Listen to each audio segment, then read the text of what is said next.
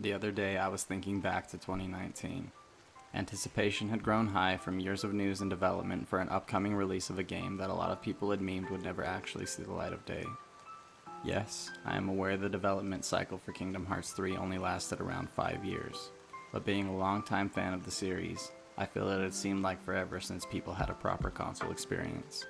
Since the release of Kingdom Hearts 2, we had received multiple handheld titles ranging from phone apps to games on the DS, 3DS, to the PSP. A few years later, re-releases of the original titles called Final Mix finally came to America on the PS3 and eventually the PS4. Don't get me wrong, I'm a big supporter of Final Mix and I understand entirely the necessity of making the franchise more accessible to a larger and newer audience. But it had been a while since there was any new significant story content for the series outside of Union Cross or 0.2. By the way, if you are new to Kingdom Hearts, or have never played the series, I know those names sound batshit, James, I'm aware, but bear with me. So, it had almost seemed unreal when the release date for 3 finally dropped. I remember all of the news articles and trailers released over the years, seeing the community so excited for the franchise again was a sight to behold. A new fire was ignited and everyone was on the edge of their seats, theorizing in streams and comment threads. Newcomers were finally dipping their toes into the series. It was a fun time to be a part of. A friend of mine and I drove to a GameStop the day of release to pick up our pre-ordered copy of Kingdom Hearts 3. The world was different. We arrived at the store and stood in a large line with hundreds of excited fans. Nobody was wearing masks and social distancing definitely wasn't a thing, for worse or better, probably for worse. I met some really cool people who were just as, if not more, excited for the game as we were, and then there it was. Finally, after all this time, I had my own copy of Kingdom Hearts 3. My first playthrough lasted around 32 hours. I had experienced pretty much everything that Vanilla KH3 had to offer, and while feeling a little light in a few areas and lacking a critical mode at first, I still had a really enjoyable experience. I thought the pacing was a little strange, but I had no idea what was transpiring on the internet. I was so caught up with bookending an arc of my childhood, I had forgotten that this game that I love was about to be torn apart, and I had hoped that wouldn't be the case. I mean, there was clearly a lot of work put into the game, right? People will give credit where credit is due. Well, while the game was mostly praised graphically speaking, being compared to older titles, it was almost otherwise fucked on entirely in reviews and retrospectives. Kingdom Hearts 3 never felt as wrong to me as it did to a lot of people. A year later, Kingdom Hearts 3 plus Remind was released as kind of a stand-in to the Final Mix idea. Remind introduced new story content, updated gameplay and abilities, graphical fidelity improvement, extra playable characters, boss gauntlets, and more. Instantaneously, a lot of the issues people had with the game were addressed, and since then it has been mostly smooth sailing. However, I feel like the initial release left some sort of disdain toward the title that has followed it around ever since, and I wanted to understand why. When looking KH3 up on YouTube, I see a lot of titles saying things like a big disappointment or a massive waste of effort, and I just never really saw it that way.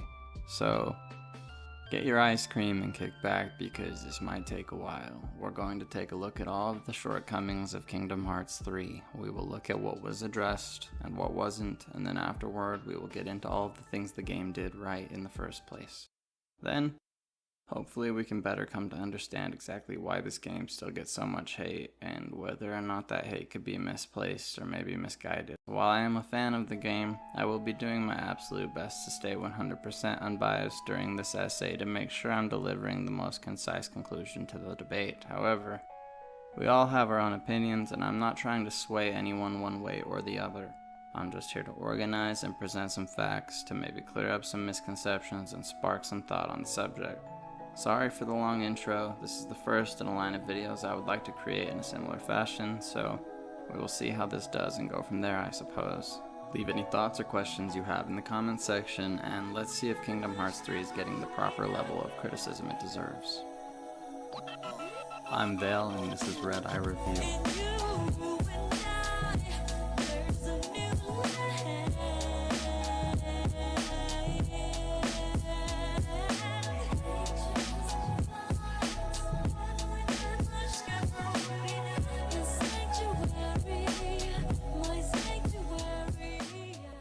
Part 1. The Story. While there are a lot of things to touch base on, there is one big thing that a lot of people bring up as a shortcoming in the writing of Kingdom Hearts 3 that I wholeheartedly believe was intentional by the creators. I will hold on to that for later though, so to begin, we probably need to briefly catch a few people up. If you aren't aware, Kingdom Hearts is an action RPG collaboration created by Final Fantasy VII character designer Tetsuya Nomura and Disney. It mixes Final Fantasy characters and Disney properties in a sometimes somewhat confusing storyline that expands over 13 games. Kingdom Hearts 3 was initially seen and still considered kind of a bookend to what Tetsuya has called the Dark Seeker Saga. For those of you that haven't had a chance to play through the series, here is a summarized version of the events leading to Kingdom Hearts 3. Let's take a trip back to 2002 and look at the original Kingdom Hearts really quick. The story follows a teenage boy named Sora and his two childhood best friends, Riku and Kairi. One day their island is destroyed by ominous forces called the Heartless. Sora is granted the ability to use a magical weapon named the Keyblade, which is the only way to effectively fight the darkness. The Heartless are basically demons created from the darkness in a person's heart once it has been separated from their body. In turn, their bodies become a separate being referred to as nobodies, but that will come in later. Sora is torn from his friends and is thrown through the galaxy where he ends up running into Donald Duck, Jiminy Cricket, and Goofy.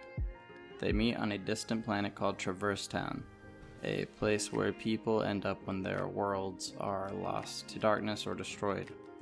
The Disney characters are looking for their missing king, who is very obviously hinted to be Michael Rat.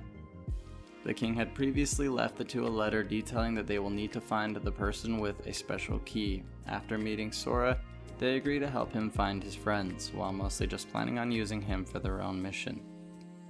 The three begin to travel through many worlds in search of their friends, most of which are familiar Disney properties. They learn that the only way to save the worlds from the impending darkness is to seal each world's keyhole, which is considered that world's heart.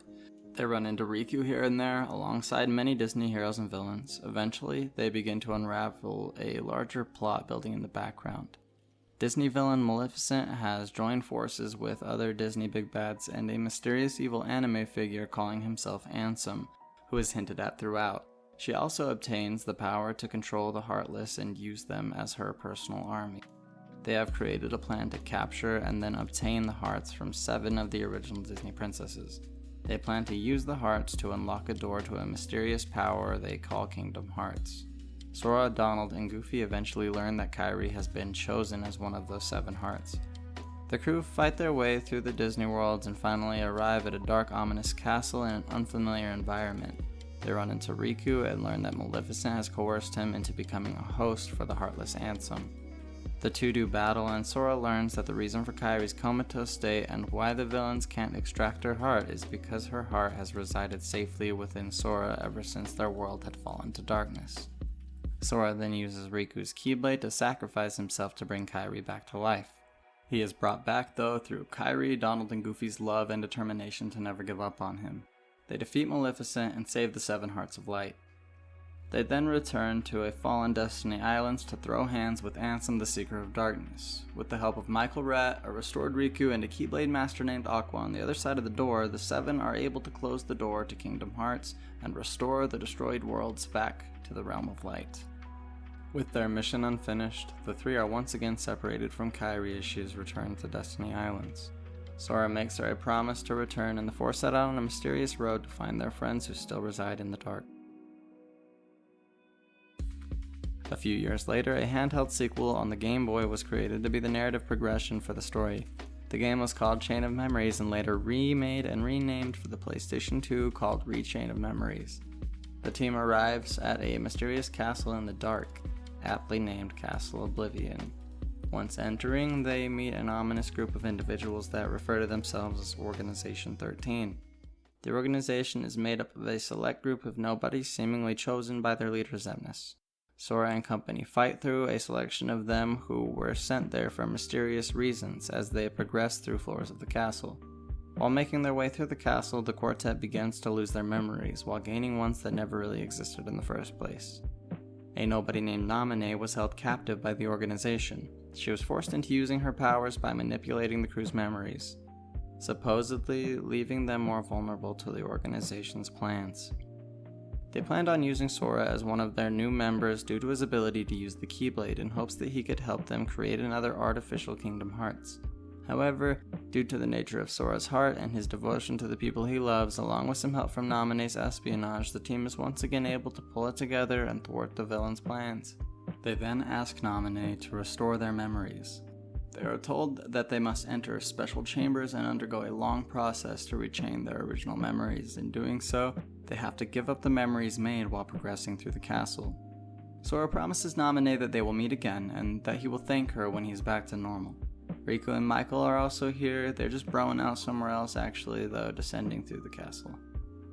Also, this game introduces the idea that humanoid puppets can be created through science to harbor separated or artificial hearts, which will come into play later in Kingdom Hearts 3. It's weird, but stay with me. We're getting there. Kingdom Hearts 2 then opens with an entirely new character in a world that was first introduced in the previous game, but not everything is as it seems. You begin the game as a character named Roxas, who, to his knowledge, is just a high schooler on summer vacation doing odd jobs for that bag and chilling with his macaronis. The four of them spend their days eating ice cream on a clock tower, bullshitting in a back alley, and smacking the fuck out of each other with some suggestive-looking weapons. Their summer vacation is cut short when weird things start happening in their town. Roxas struggles while his existence begins to break around him. A new enemy is then introduced. These are the wet blankets. Nobodies.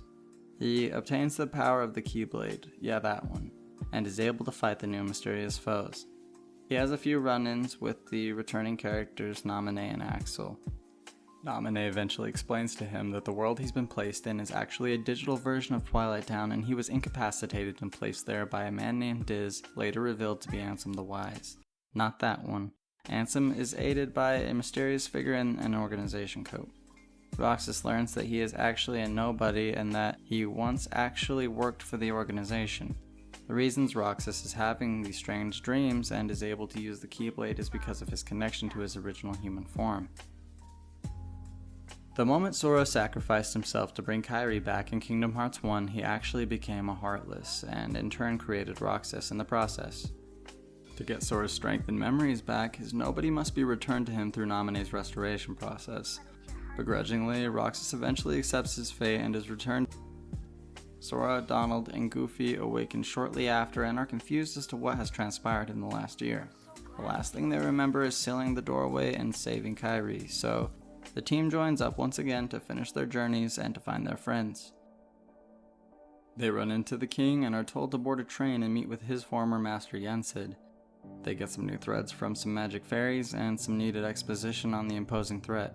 Reinvigorated and more prepared, they begin their adventure once again. They once again travel through Disney worlds, but this time it's to reopen pathways to other worlds, as opposed to selling keyholes. They once again start to run into the remaining members of Organization 13, and one by one put a stop to them in each world. I'll be real with you, this game's combat-focused missions do lack exploration in comparison to the other games, given that they take place in mostly themed hallways. But that allowed the team to nearly perfect the action side of the game. Every ability greatly increases the feeling of progression in this one, and by the time you make it to the end and fully flesh out the combat system, you start to feel unstoppable. Sora now has the tools and the knowledge to be a fierce and strategic combatant, and that is an aspect of the series that I love. When introduced later to other Keyblade wielders, the player learns that most of them have been taught by other Keyblade masters, and shown through years of training how to use their powers, whether dark or light. The thing that makes Sora special is that he was never chosen by a person to become a Keyblade wielder. Due to his strong heart and his connections, the Keyblade itself made the decision to choose him instead of Riku, and through his misguided adventures and his will to save the friends he meets, he has taught himself everything he knows. He and Riku are the only self-taught Keyblade wielders, and it's something that has always stood out to me. Magic will happen in the darkest times when Sora needs it most, because of the person he is and the willingness he has to throw himself into the most dire situations for the ones he loves. And I feel like over time, people have started to forget that, but I'll loop back to it later. Anyways, Kairi gets kidnapped by Axel in an attempt to rouse Sora in an attempt to get Roxas back. Sora ain't gonna have it, obviously, and the coolest fights in maybe the whole series begin to transpire. Riku eventually finds Kairi, and Axel begins to doubt his and the organization's motives. He and Sora meet in a date escape in between the real and data Twilight Town. He is reminded of his friend and decides to sacrifice himself to help Sora obtain his goal. Sora and gang eventually find themselves in a strange new world called the World That Never Was. It is home to the organization and the location of the second artificial Kingdom Hearts. It is also where Axel and Saïx have taken and imprisoned Kairi. Sora finds himself pulled into a strange but familiar place called the Dive to Heart. Here is where he finally comes in contact with his other self, Roxas, and the two do battle to decide who's fit to win this war. Sora prevails, and Roxas gives him his blessing. Sora is returned to the real world with Donald and Goofy, and they continue on to find Kairi and Riku. Through strenuous battles progressing through the last world, they eventually do find their friends and go to war with the leader of the Organization 13, Xemnas. They believe he is defeated, and Sora and Kairi have their first real conversations with their nobodies respectively. Luke Sharp!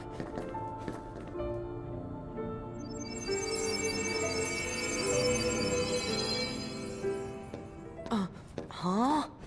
Don't worry. You're all still you. Naminé, Kairi's nobody, opens a gate for them to return home. But before all of them can return, Riku and Sora have to once again lay some hate on bitch-ass Manisex over there. And now he be looking like a zebra, so I mean, that's pretty fun, right? They team up to defeat the darkness, and after a pretty active boss fight, they finally win the battle. They wander through the emptiness and find themselves on a beach referred to as the Dark Margin or the Dark Meridian. Earlier, before being reunited, Kairi wrote a message to Sora. She put the letter in a bottle and sent it off into the ocean in hopes that it would one day reach him and lead them back together. Sora and Riku have an amazing conversation, finally putting their egos aside and becoming the best friends they should have always been for each other. They decide that if they can't return home, they can at least become defenders of those who have fallen into darkness. At the end of their talk, a bottle washes up on shore and Riku opens it. He realizes who it's from and hands the message inside to Sora. It reads, Thinking of you wherever you are. We pray for our sorrows to end, and hope that our hearts will blend. Now I will step forward to realize this wish. And who knows? Starting a new journey may not be so hard. Or maybe it's already begun. There are many worlds, but they share the same sky. One sky, one destiny. After this, the door to light appears before them. Sora stands up and turns to Riku, who has an injured leg. We'll go together, he says, as he holds out his hand. Yeah, Riku replies and gets up. They walk through the light and are suddenly falling through the sky over Destiny Islands. They crash into the water and are greeted by Kairi herself, along with King Mickey, Donald, and Goofy. He has finally saved his friends and returned home to keep his promise. The game ends with him and Kairi locking hands over their wayfinder and cuts to credits. It left me and many others with a feeling of conclusion and finally closed the arc we had started all those years earlier. A credit scene then plays showing that the three have now been chilling on their island for a while when a new letter washes on shore. It appears to be from the king and a new journey has been planted in our minds. Little did we know, it would be years before we'd be ready to find out what that was. I'll keep the next two brief so we can get through them in a timely manner. The game 358 over 2 days was released to give more context to Roxas' days spent in the organization before the events of Kingdom Hearts 2. It shows him and Axel building their friendship while doing missions for the organization. It explains more of the organization's true motives and also introduces a really important character moving forward. Her name is Xion, and she is the 14th member of the organization, created to be a fail-safe in case Roxas and Sora fail them. She was an imperfect clone of Sora and took on the appearance of Kairi from Sora's memories. Interesting enough, when others view her, they actually see the connection that character had to Sora. The three of them become close friends, and over time, through doing missions, Xion realizes what she really is and what she has to do to return Sora's power. She eventually forces Roxas into battle to take her life so that her powers can return to Sora, making for one of the most heartbreaking scenes to date in the entire series. With her fading away, the memories of her also start to fade, and the characters close to her are left with only an empty spot in their hearts where she once took place. The next game, Birth by Sleep, has actually become one of my favorites of the years due to how much it builds on the existing lore and how much it adds to the universe of the series. It introduces three new characters, Ventus, Terra, and fan favorite Aqua. The three of them are apprentices of a Keyblade master named Ericus. He has raised them as his own and is preparing them to become Keyblade masters themselves. The game begins with the older apprentices taking what the series calls the Mark of Mastery exam to gain the right and title of being a true Keyblade master. An old bitch named Xehanort had trained alongside Ericus when they were kids and decidedly went down an inherently darker road than his colleague, yet the two remained friends through the years and Ericus has invited him to observe his apprentice's mark of mastery. Terra accidentally almost calls upon dark powers during the fight against Aqua. Ericus then grants the title of Keyblade Master to Aqua, deciding that Terra needed more time to get a hold of his anger and power in his heart. Terra is hurt by this and is coerced by Xehanort later to accept the darkness and not to be afraid of the consequences as long as he believes it will make him stronger. However, Xehanort and a new character named Vanitas once again have bigger, darker plans brewing behind the scenes. Vanitas casts shadows in Ven's mental when telling him that soon he will lose his family and there's nothing he can do to stop the future. Ericus then learns of an impending darkness called the Unversed that have started to cause havoc across many of the worlds. As Ericus takes Aqua to inform her on the duties she is to take, Xehanort and Vanitas respectively manipulate Terra and Ventus into leaving the land of departure. As Ventus chases after Terra, Aqua is sent by Ericus to retrieve the former. The three are then cast into their own but sometimes parallel adventures that lead them to more dark truths about Xehanort, the Unversed, and Ventus. Ventus learns that he is another half of Vanitas, and on the fated day the two are meant to clash. Once they clash, it is professed that they will create a special kind of key called the Key or X-Blade. Xehanort plans to use it to open the real Kingdom Hearts to obtain its power and purge the remaining worlds. Ericus takes action against the plan and decides the only way he can stop them from completing the Keyblade is to kill his own apprentice. Terra shows up and uses the power of darkness to protect Ventus and ends up ultimately killing their father. The five of them arrive to do battle in the fated land, aptly named the Keyblade Graveyard. It's a barren war zone covered in Keyblades from fallen wielders from the past. They meet and try their hardest to fight against the forces of evil, but to no avail. Aqua is too late to save Ven, and his heart clashes with Vanitas, creating the Keyblade.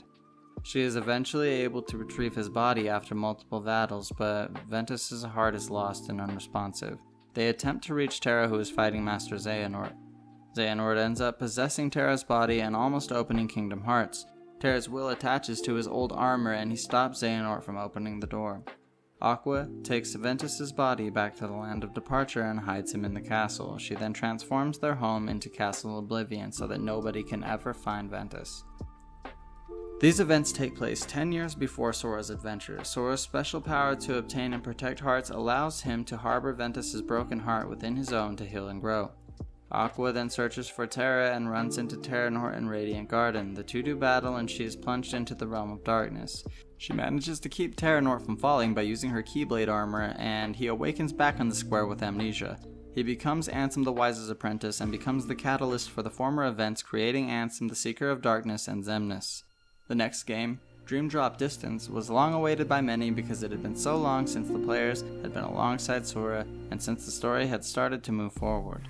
Reception of the game is beyond mixed, but a lot of people do like the choices that they made near the end despite what the consensus seems on the internet. This game picks up after the events of 2 when they read the letter sent from the king. Sora and Riku make their way to Yensid's tower. They are informed of their need to find the fallen Guardians of Light, and to bring them back they must obtain a special power called the Power of Waking that can only be granted to true Keyblade Masters. Therefore, the two are thrust into their own Mark of Mastery exam. However, the exam is hijacked by Xehanort and the True Organization. Xehanort, being aware of certain future events due to his Keyblade no-name and his special eye, was able to conduct a plan to send himself through time and space to recruit only the best of the baddies. He plans to place parts of his soul in 13 vessels to clash with the 7 Guardians of Light to recreate the Keyblade. Sora is put on a separate path than Riku toward darkness in hopes that the big bad can use him as a vessel in his true organization. By the end, Sora almost falls to the darkness and, in his haze, meets all of the fallen people that are connected to him. He learns that this is up to him to bring them back to the realm of light and stop the impending darkness. However, before the enemy takes control, Sora's friends, with the help of Axel, are able to retrieve him. He made it! You...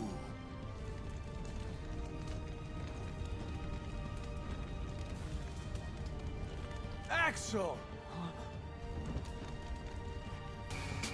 Riku takes a dive into Sora's heart to do battle and awaken him.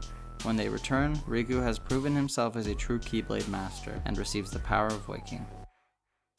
Sora, with more work to be done, is set out on another mission to talk to Hercules to regain his strength. In an obvious twist, Kairi is brought back to become one of the new Guardians of Light alongside Axel, who are both sent to train with the wizard Merlin. Riku and Mickey begin their own adventure to go search for Aqua, who has been left in the Realm of Darkness.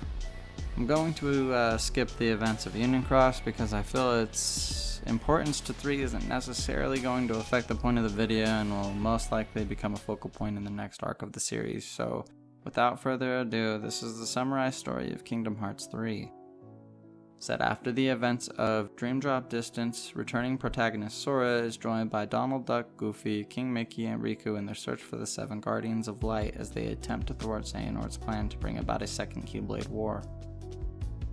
Their journey has them cross paths with characters and visit worlds based on different Disney and Pixar properties. Yen Sid begins preparing 7 Keyblade Wielders as Guardians of Light to counteract Master Xehanort's plan of forging the Keyblade.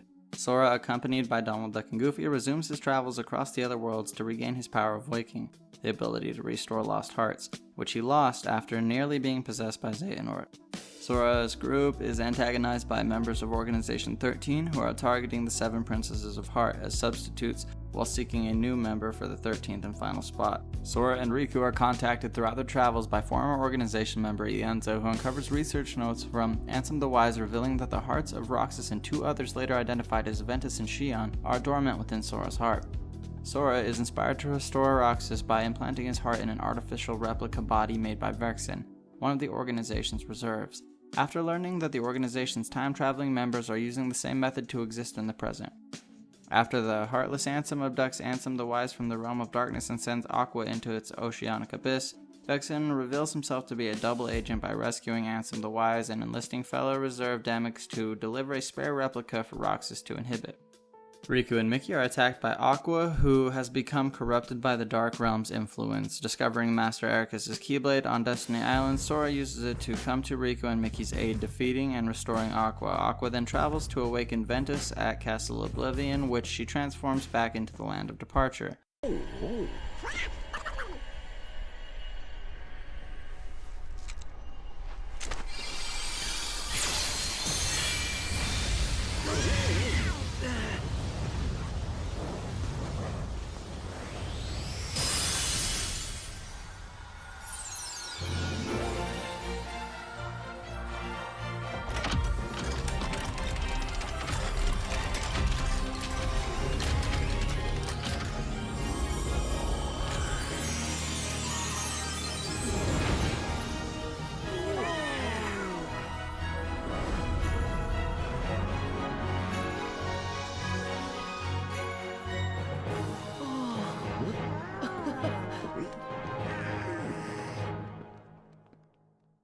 When she is attacked by Vanitas, Sora rediscovers his power of waking and revives Ventus, who fends Vanitas off.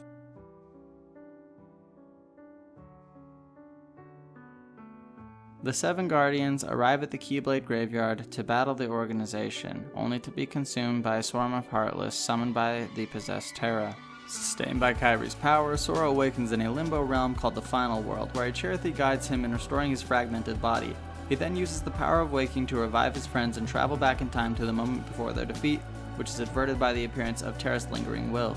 In the Guardians' ensuing battle against the organization, Terra regains control of his body and reunites with Aqua and Ventus, while Roxas and Xion, the latter of whom was duplicated by the organization's final member, regain their hearts from Sora and reunite with Lee. After the other organization members are defeated, Xehanort provokes Sora into attacking him by destroying Kairi's body, allowing Xehanort to acquire the Keyblade and unlock Kingdom Hearts. Sora, Donald, and Goofy hinder Xehanort by transporting him to his boyhood home of Skala Ed Kylum, where they eventually defeat him. In Xehanort's dying moments, Ericus' spirit emerges from Terra and convinces Xehanort to surrender the Keyblade. After sealing Kingdom Hearts, Sora decides to use the power of waking to save Kairi, despite being warned about the grave consequences of doing so. Afterwards, Sora's allies gather at Destiny Islands, where a revived Kairi stays beside Sora before he fades away.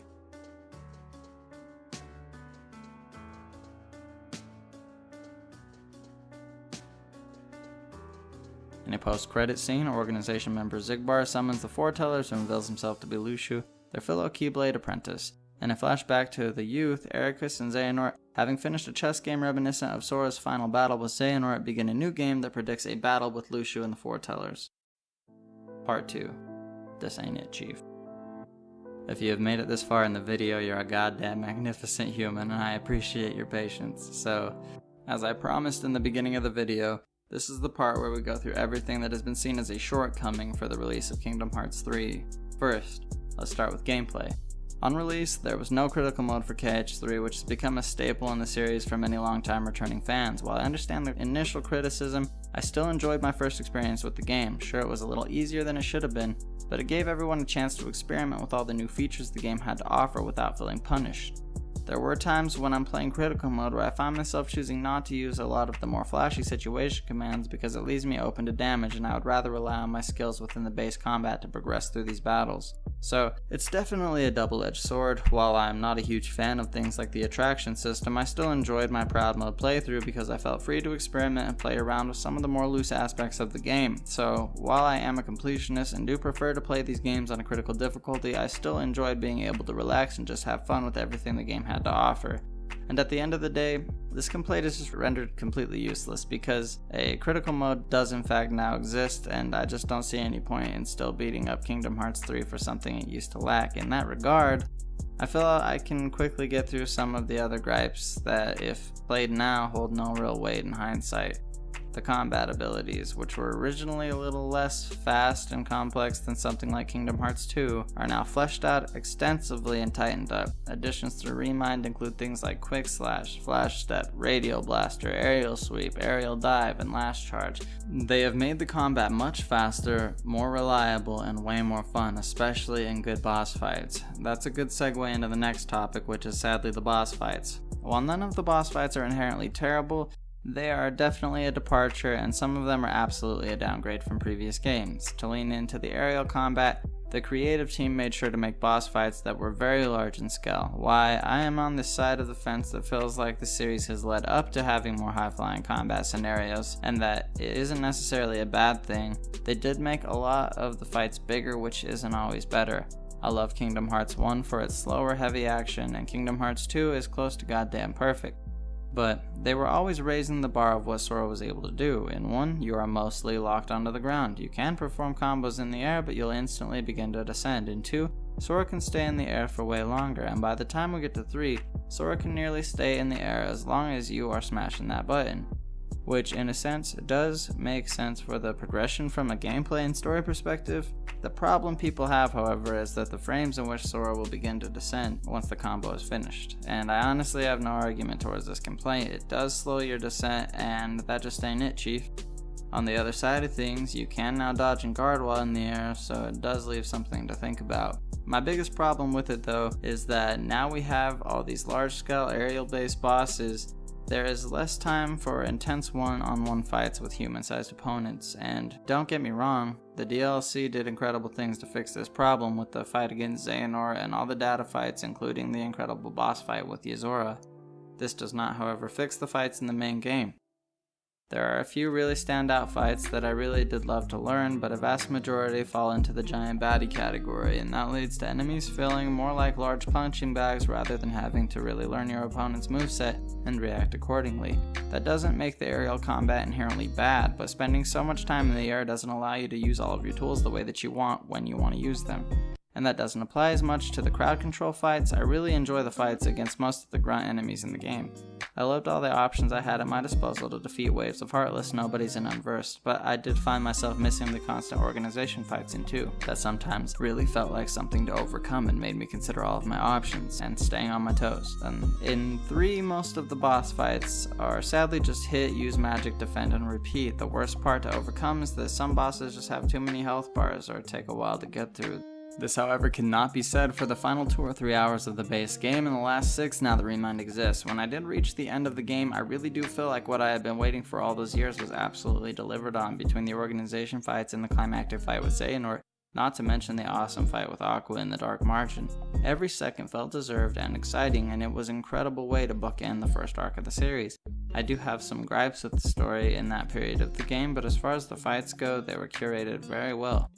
So as far as the combat goes, there are definitely some strengths and weaknesses, but none of the weaknesses actually weigh down the experience enough to ruin the game outright. It still feels fast and fresh, and the amount of new abilities and tools at the player's disposal keeps things fun and interesting throughout. There is almost always something to fall back on when things get crazy, and that feels rewarding after learning all of your abilities and tailoring them best to fit your own kind of combat preferences. It also allows for a decent amount of replayability. I can approach a fight in hundreds of different ways, and I really appreciate that sort of game design. It feels like I have full control, whether that be flow motion or attraction rides. Also, the game doesn't force you to use the situation commands when you don't want to. Even if you get a command you don't want, then either switch it to something else, turn them off, or just don't use them. I don't hate that they're here. Whether I use them or not, I still do like having the options. Next, I feel like we should touch base on level design. Some feel that the larger world design makes for weird pacing. I do agree that Kingdom Hearts 3 has some strange pacing choices, however I don't blame this on the level design. If anything, worlds in Kingdom Hearts 3 feel way more fleshed out than a majority of the other games, aside from Kingdom Hearts 1. I never felt as much incentive to explore and enjoy my environment half as much as I did in 3.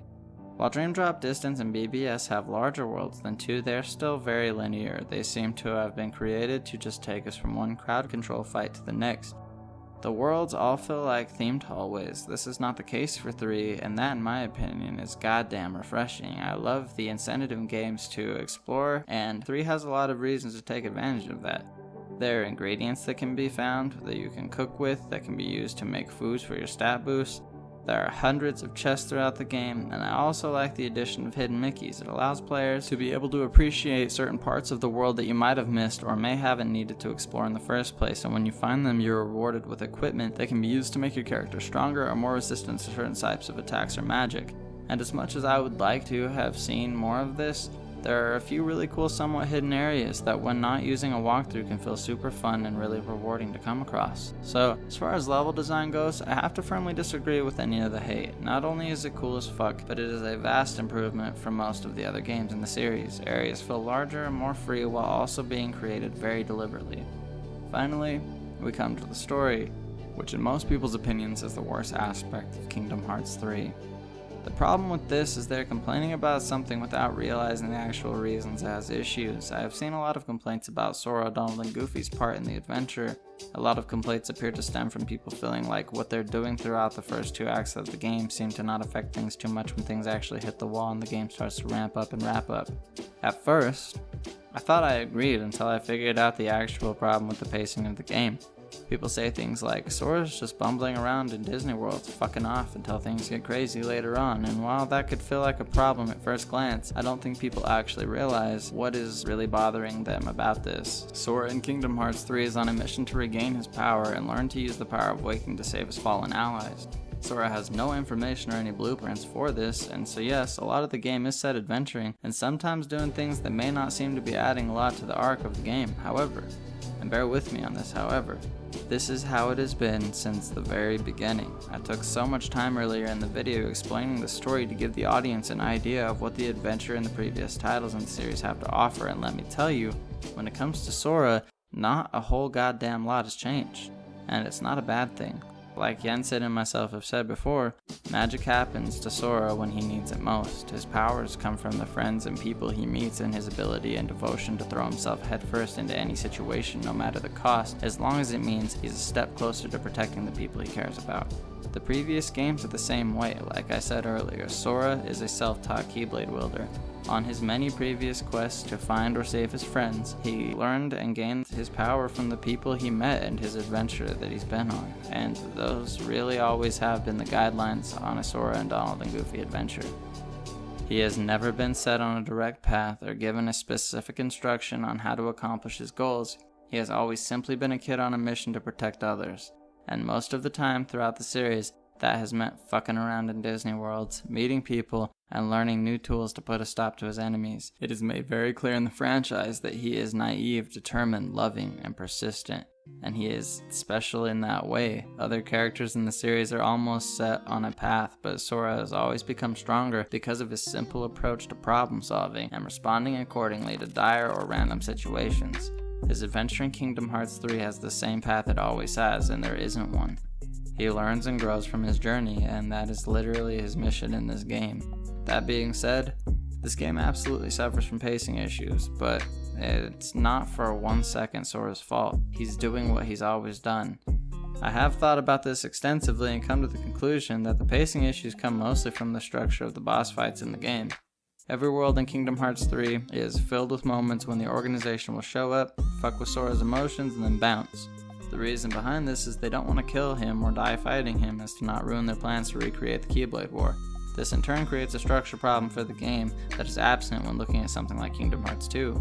In 2, there are so many amazing boss fights spread throughout the world, whether it be a cool heartless nobody or an intense battle to the death with an organization member.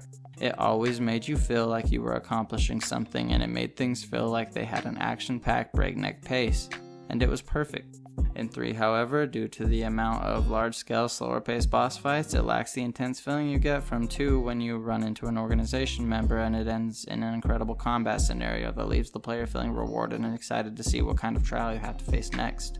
I do believe that if the game did a better job of incorporating the organization into Disney worlds, that the larger, longer worlds would have felt a lot less dragged out when trying to make your way to the final acts.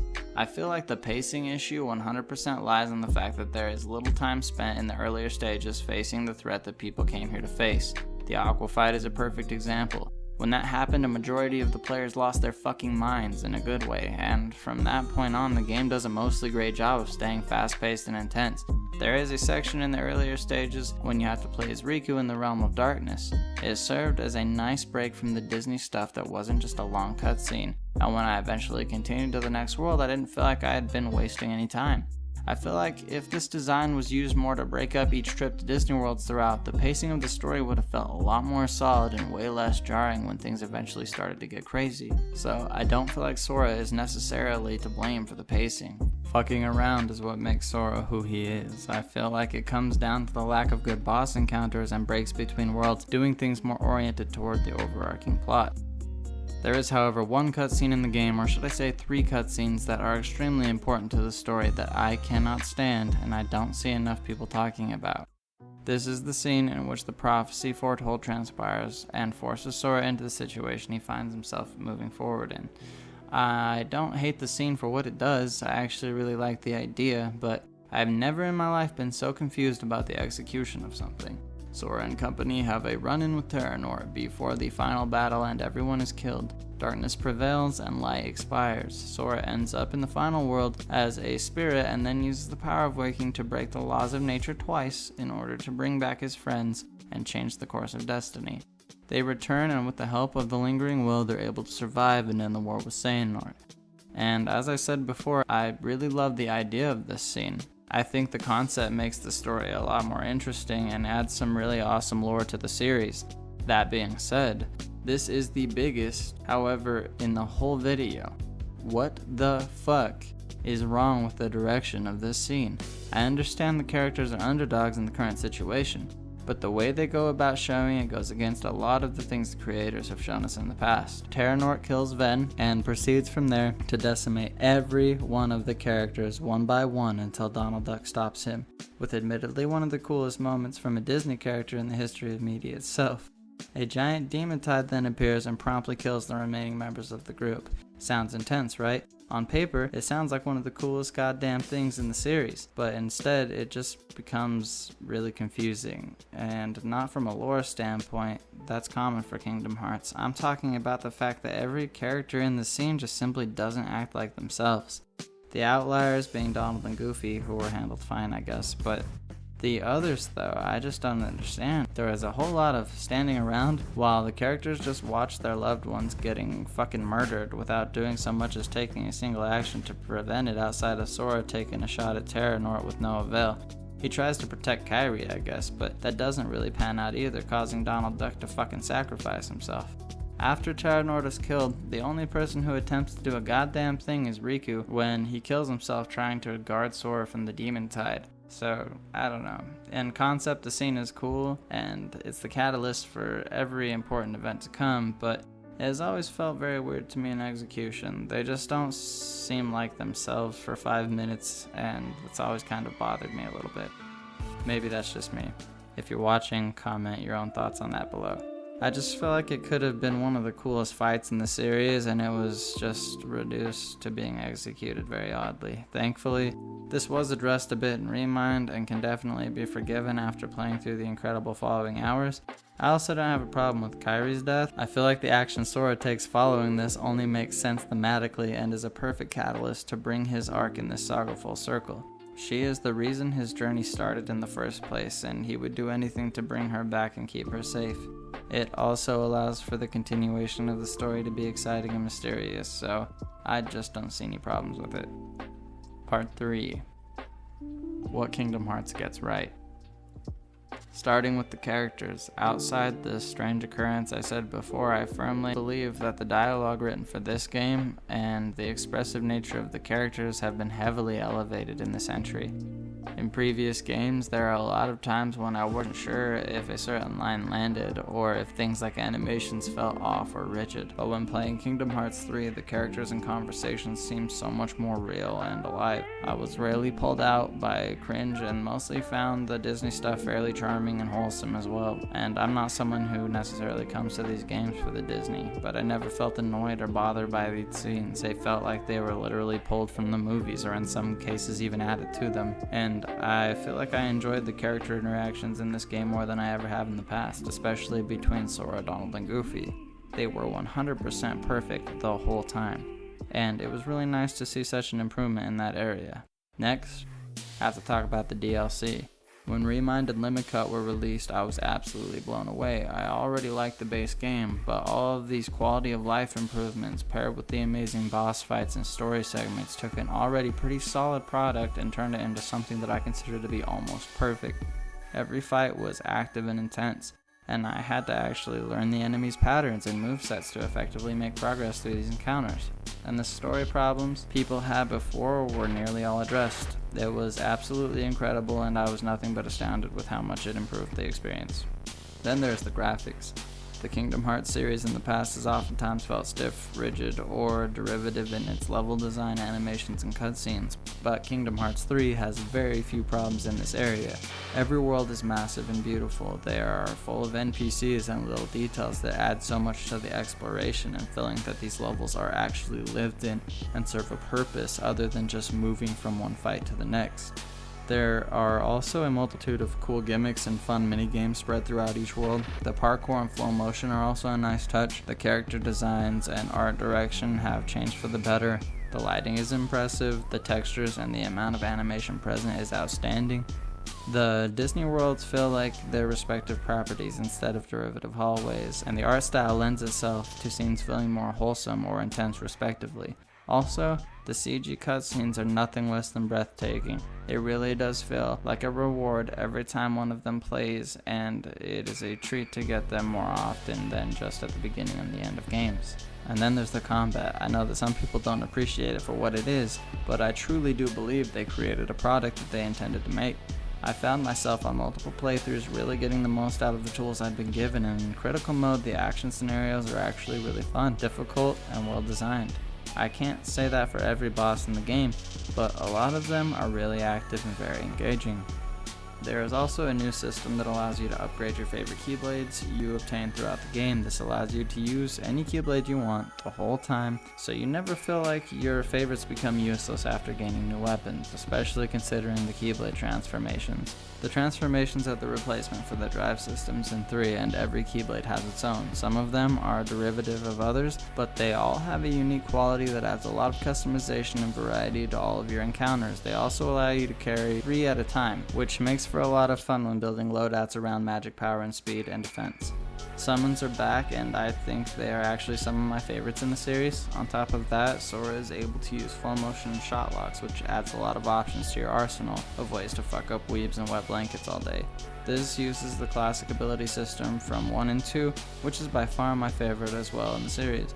All around, I feel like it's a complete and well-balanced experience when faced with the adversaries the game throws your way.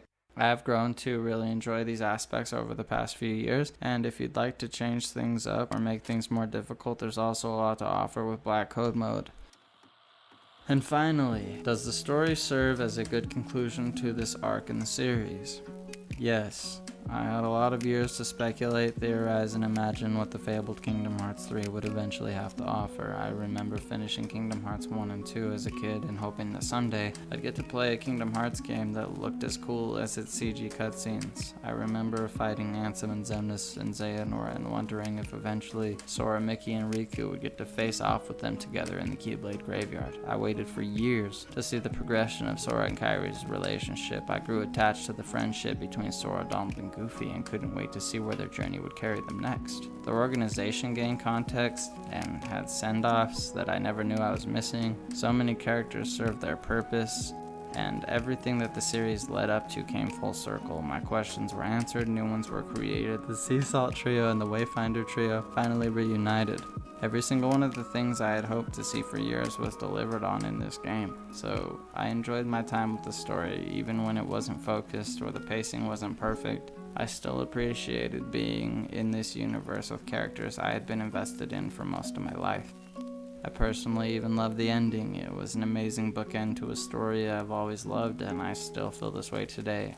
So in conclusion, was Kingdom Hearts really a waste of effort? The silly and sometimes confusing story about this weird kid with a key had been a part of my life since it came out when I was 5 years old. My grandparents bought me a copy of Kingdom Hearts for Christmas, and I was instantly obsessed with the story.